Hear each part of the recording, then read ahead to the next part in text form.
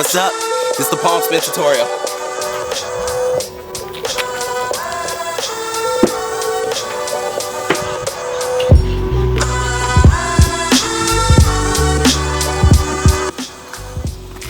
Okay, so the Palmspin.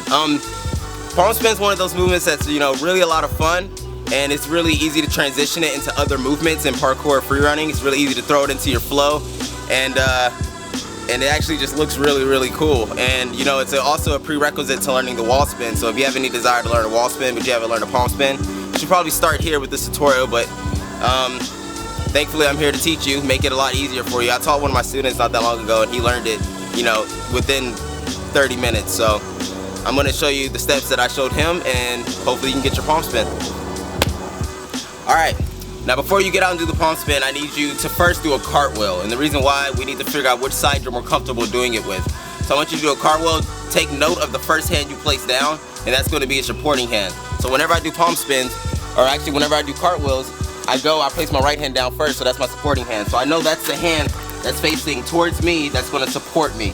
This hand is still there, but it mostly helps me with the spin. It doesn't support me. So as you're going to see in a second when I do the palm spin, this hand is going to remain on the obstacle while this hand pushes me over, and I'll show you right now. Boom. As you can see, my hand is still here supporting me all the way through the movement, and that is, again, the hand that you place down first when you do a cartwheel. Okay, so the next step after you do a cartwheel, you figure out which hand is your supporting hand, which one is the hand that's going to spin you. You want to find the place you're going to practice it on, and I wouldn't try to use a rail or maybe a skinny wall, because there's a lot of room for error in those things, especially if you're just now learning them. You could hit your shins, you could topple over in case you didn't commit all the way. So I would recommend finding a ledge. It's important in parkour that we find creative ways of learning movements to keep them safe and to break them down in steps and in progressions. So I found a nice ledge. It's probably 2 feet high. It's not that tall at all. Okay, so now we're gonna start learning the movement. After you figure out which side you want to do it on, you place your supporting hand down. Your spinning hand goes next to it, and you don't even want to try the spin. You don't even want to try to do much of anything. I just want you to just hop on the wall, okay? And make sure you keep your supporting hand down at all times. Every time you practice it, any progression that you do, you want to keep your supporting hand down. So again, super safe, no biggie. Just place your hand down, jump, and there you go. That's step number 1. Okay, so now step 2, once you get comfortable with that, you get comfortable jumping on the ledge, I want you to do half of the actual rotation. So what I mean by that is I want you to jump up and face the ground that you're about to land on, okay? So that's step number 2.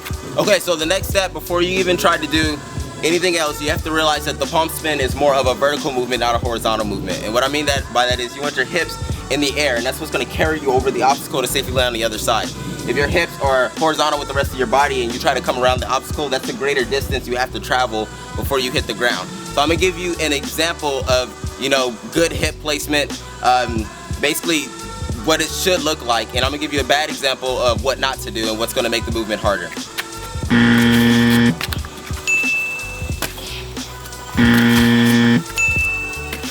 Okay, so before we move into step 3, it's very important that you focus on where your hips are in the air. And the way you get your hips, your center of gravity up, is to look at a spot on the ground, and you want your hips to be above your head. So you want to jump and look down at something, but let your center of gravity rise above your head, and that's what's going to give you, the height and the momentum to swing all the way around and finish the rest of the palm spin. So now we're on to step 3. Alright, so this is step 3. Now we're basically coming to an end on learning the palm spin. You basically did just jumping on the obstacle, then you did half of the rotation. Now we're just going towards the end of the movement, and now we're going to do maybe 3/4 of the way through. So the first step, you jumped up here, super easy. Second step, you jumped here, halfway, and then I told you to watch where your hips are in the air and make sure your hips are above the rest of your body, and the reason that is because we're going to do 3/4 of the rotation. So this is what I want you to do now. Place your hand down, get ready to do the spin, and you want both your feet to land on the opposite side of your hand, as opposed to earlier when your feet were split between your hands, okay? And now what that's gonna do is that's gonna set you up for the next step, which is basically closing the palm spin. After you get to this point, you'll probably just end up going for it, but I'll give you one more drill to do just in case you're still nervous about just just going for it, and hopefully you can work your way through and get it in just a couple couple seconds, couple minutes. All right, so if you come to the end of the movement and you can't seem to get the confidence to go for the rest of it, I want you to go back to the basics of parkour and do a safety vault out. And basically what I mean by that is it's basically like a two-hand vault, but it's say you place one foot down, the other one threads through, and you safely land on the ground. So what I want you to do is do 3/4 of the rotation and try to safety vault down, okay? I'll give you an example.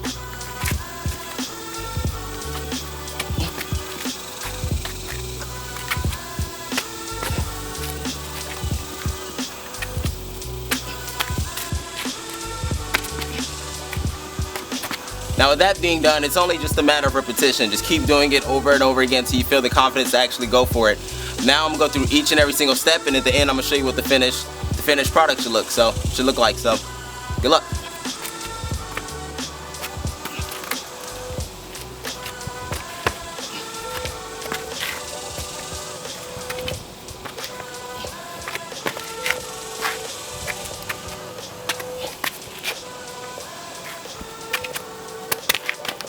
Okay, so I hope you found this helpful. I hope you got your Palmspin. Don't forget to like, comment, and subscribe. Also, if you would like to be updated with the latest videos from Take Flight, make sure you subscribe. I'll put a link right here.